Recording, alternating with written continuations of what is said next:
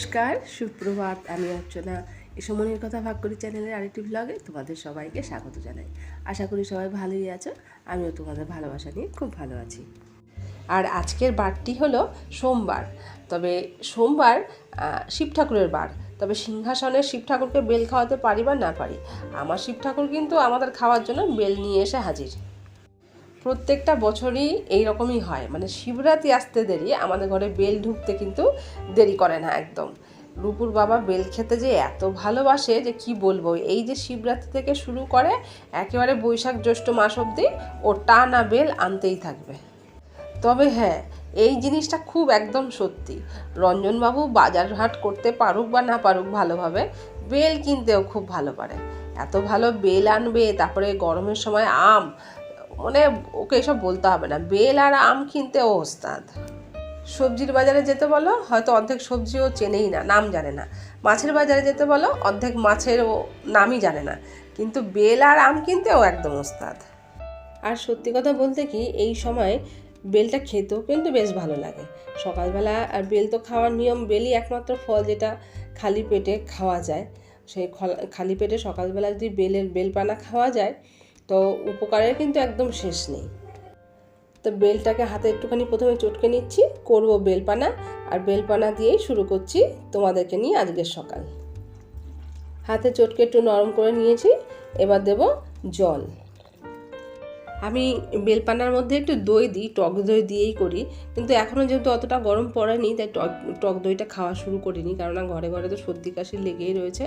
আর তাছাড়া টক দইটা দিলে হয় কি, এই যে বেলের যে একটুখানি আঠার কষকষ ভাবটা থাকে না, সেটা আপনার মুখে লাগে না, আঠা আঠা কষকষ ভাবটা বেশ ভালো লাগে। তবে সব বেল কিন্তু আবার ওরকম কষালো হয় না।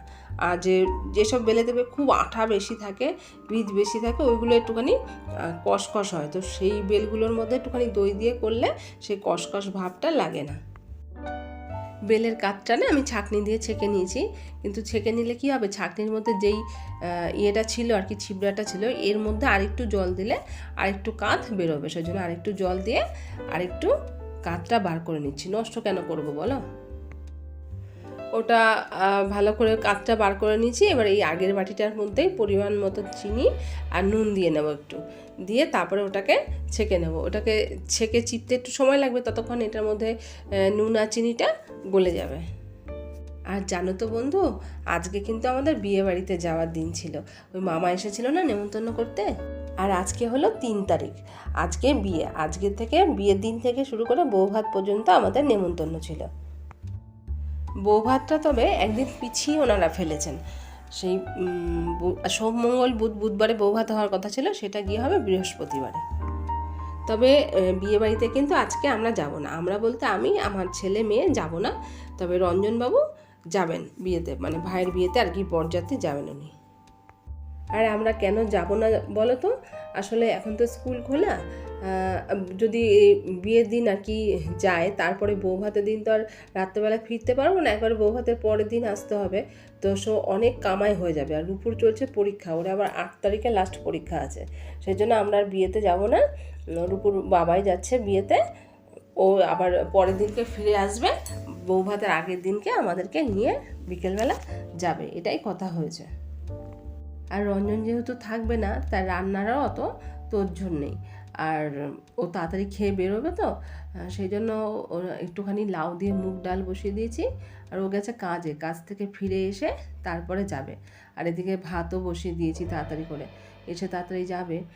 কিন্তু ওরও খুব একটা শরীরটা ভালো নেই, ঠান্ডা লেগেছে। আর এখন আমার এই মুহূর্তে বাসনের ঝুড়িটা না গোছালেই নয়। বাসনের ঝুড়িটা গোছাবো, বাসনগুলো জায়গায় দেবো, তবে অন্য কাজে হাত দেবো। আর তোমাদেরকে একটা নতুন খবর দিয়ে রাখি, ভালো খবর। তো জানো তো নতুন খবরটা কি, আমি না একজন কাজের লোক রেখেছি, মানে একজন হেল্পার রেখেছি। একা একা সম্ভব হয়ে উঠছে না।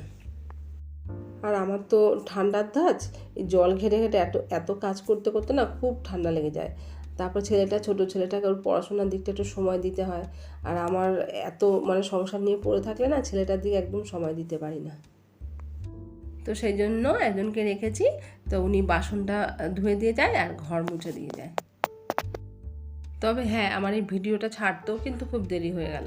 কি বলো তো, এর আগের যে আমি ভিডিওটা ছেড়েছিলাম না, ওটা নিয়ে অনেক সমস্যা চলছিল। ওটাতে আমি খেলা দেখিয়েছিলাম, ইন্ডিয়া পাকিস্তানের খেলা চলছিল, সেটা দেখিয়েছিলাম। তো সেই জন্যই নাকি কি কপিরাইট পড়ছে, ব্লকের দেখাচ্ছে যে ভিডিও ব্লক করে দেওয়া হচ্ছে। সেই জন্য ওটা নিয়ে ঠিকঠাক করতে করতে না অনেক সময় চলে গেছে। এদিকে ডাল লাউ দুটোই মোটামুটি সেদ্ধ হয়ে এসেছে। আর এই ডালটা যখন ফোটে না, এই যে ফেনাগুলো যে ওঠে সাদা সাদা, যতটা সম্ভব এই ফেনাগুলোকে কাচিয়ে কাচিয়ে ফেলে দিতে হয়। নাহলে এই যে ফেনাটা, আমি শুনেছি এই ফেনাটা এর থেকেই কোলেস্ট্রল নাকি বাড়ে। তো এই ফেনাগুলো তাহলে তুলে ফেলে দেওয়াই ভালো, কি দরকার এগুলো রেখে। এদিকে ভাতের জলটাও গরম হয়ে গেছে, চালটা দিয়ে নিই। আর এখন আমাকে না তাড়াতাড়ি করে রান্নাটা সেরে নিতে হয়, কেননা শিলা দিয়ে আসে তো মোটামুটি 2-1:30 দিক দিয়ে আসে। তার আগে আগে আমাকে রান্নাটা সেরে নিতে হয়, নাহলে এখানে ও বাসন মাজা ধোয়া করবে, তো এখানে আমার রান্না শেষ না হলে খুবই অসুবিধা হয়ে যায়। তো আজকে রান্না বান্নার মধ্যে ভাত আর লাউয়ের ডাল তো তোমরা দেখতেই পেলে, আর করব ঝিঙে বাটা। সেজন্য ঝিঙেগুলোকে ভালো করে খোসা ছাড়িয়ে ধুয়ে একটু টুকরো টুকরো করে কেটে নিয়েছি। এবার মিক্সির মধ্যে এটাকে একটুখানি বেটে নেব। তবে এর মধ্যে আর কিছু দেব না। আর এটাকে না আমি ছোট মিক্সির বাটিটা নিয়েছি, তো এর মধ্যে যারটা নিয়েছি এর মধ্যে একবারে সব দেবো না। একবারে সব দিয়ে বাটলে কী হয় বলতো, ছিটকে বেরিয়ে আসে। ওই জন্য প্রথমে একটুখানি কিছুটা দিয়ে ঘুরিয়ে নিয়েছি। এবারে এখন বাদ বাকি টুকরো কটাও এর মধ্যে দিয়ে দেবো, দিয়ে আর একবার ভালো করে ঘুরিয়ে বেটে নেব। তোমরা অবশ্য অনেকেই জানো ঝিঙে বাটাটা এইভাবে খেতে, তবে যারা জানো না তারা আজকে দেখে রাখবে। এইভাবে ঝিঙে বাটা করলে না এক থালা ভাত তোমার এই দিয়েই খাওয়া হয়ে যাবে। কড়াইতে সর্ষের তেল গরম করে নিয়েছি। এবার এর মধ্যে একটা শুকনো লঙ্কা দিয়ে ভেজে নেব। লঙ্কাটা কমই দিলাম, কারণ আমরা তো একটু ঝাল কম খাই। তোমরা যে যেমন ঝাল পছন্দ করো তেমন ঝাল দিয়ে দেবে। আর একটু দিয়ে দিলাম কালো জিরা। একটা ছোট পেঁয়াজ কুচিয়ে রেখেছিলাম, সেটাকেও তেলের মধ্যে দিয়ে দিলাম। আর 3 কোয়া রসুন, এই দেখো একটু খোসা ছাড়িয়ে একটু থেতো করে নিয়েছি, এটাকেও তেলে দিয়ে এই সব কিছুকে একটুখানি কিছুক্ষণ ধরে একটু ভেজে নেব। খুব একটা লালচে যে ভাজা করব তা না, একটু ব্রাউন কালার হলেই আর কি হয়ে যাবে। দেখো পেঁয়াজ রসুনটা আমার একটু ভাজা হয়েও গেছে। এবারে যে ঝিঙেটা বেটে রেখেছিলাম এটা সম্পূর্ণটা এর মধ্যে দিয়ে দেবো। বাটিতে অবশ্যই একটুখানি লেগে রইলো, এটাও কাছিয়ে দিয়ে দেবো। এটাকে দিয়ে ভালো করে একটুখানি আঁচটা কমিয়ে এটাকে নেড়ে এর মধ্যে যতটা জল আছে জলটাকে শুকিয়ে নিতে হবে। আঁচটা একটু কমিয়ে দিতে হবে, নাহলে না ছিটকে গায়ে আসবে।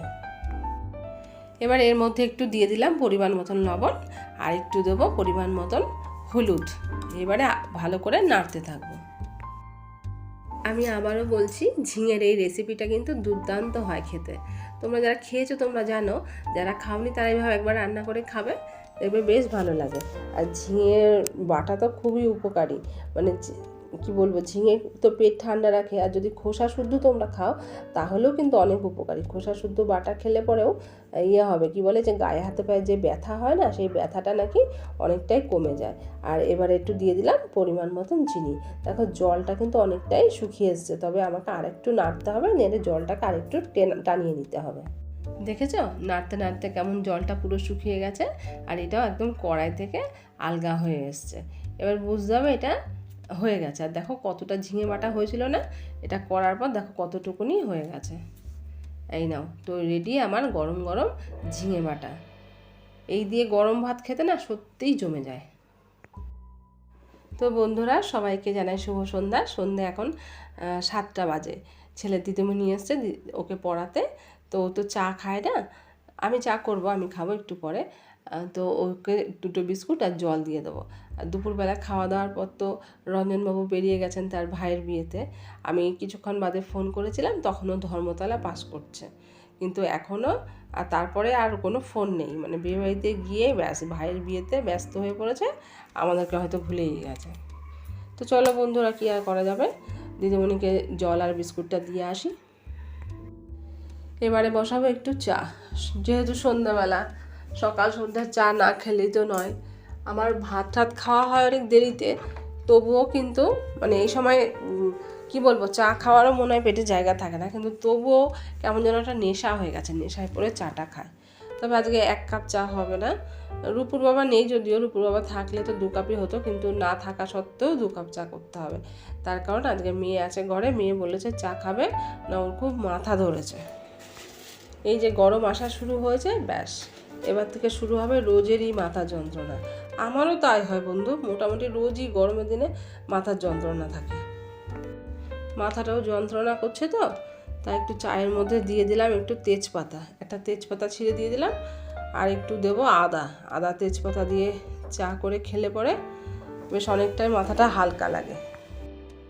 আর ওদিকে বিয়েবাড়ির কী খবর কে জানে, সব বেরোলো কি বেরোলো না। অবশ্য বিয়ের লগ্ন অনেক দেরিতে, রাত্রি 12টাতে নাকি বিয়ের লগ্ন।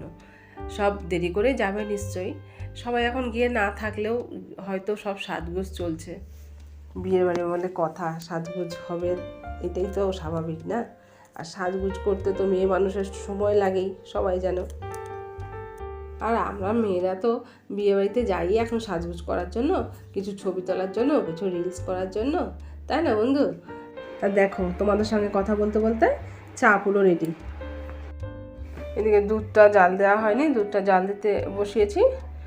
বিস্কুট তো খাবে না, শুধু চাই নিয়ে যাই, কারণ মাথা ধরেছে তো, তখন মাথা যন্ত্রণা করলে না বিস্কুট টিস্কুট খেতে আর ইচ্ছে করে না।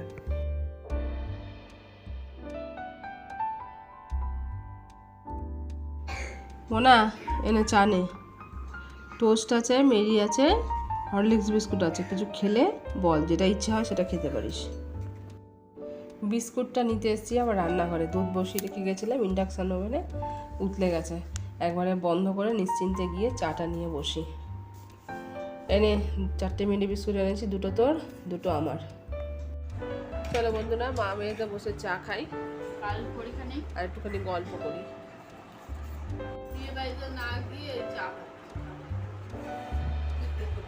আজকে বিয়ে বাড়িতে বাবা চলে গেছে, আমরা যাইনি, বিয়ে বাড়িতে না গিয়ে চা খাচ্ছি। বিয়ে বাড়িতে গেলে কত মজা হতো।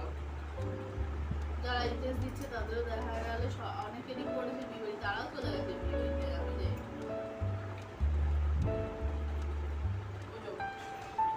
শীতকাল পড়লো, পরীক্ষা চলছে তো বুঝে বিয়ে বাড়ি গেলাম, পরীক্ষার চিন্তা নেই, কি করবো কে জানে। পরীক্ষা দিনে দিনে আসছে বিয়ে বাড়ি একবারই। আর ওর সাথে হয় ওরকম, যখন ফাঁকা থাকে তখন কিচ্ছু থাকে না, যখন পড়ার পরীক্ষার চাপ থাকে তখনই অনুষ্ঠান করে। ঠিক আছে, আমিও আরে ব্লগে চা খাওয়ার পর একটা শাড়ি পরে রেডি হয়ে আমি চলে এসেছি পার্লারে। বিয়ে বাড়িতে যাবো না, আবার দেওরের বিয়ে, একটু নিজেকে ঝিকঝাক না করলে হবে বলো? সারাক্ষণ তো ঘরের মধ্যে কাজের মাসির মতন হয়েই থাকি, আর দেওরের বিয়েতে যাব, একটু সভ্যভদ্র হব না? ওই জন্য পার্লারে এসেছি, একটু আইব্রো করবো আর একটা নর্মাল ফেসিয়াল করবো, বিশেষ তেমন কিছু করবো না। তাহলে আজকের মতন ভিডিওটা এখানেই রাখি। তোমরা সবাই ভালো থেকো, সুস্থ থেকো, সাবধানে থেকো, সবাই নিজের খেয়াল রেখো। ভিডিও ভালো লাগলে একটা লাইক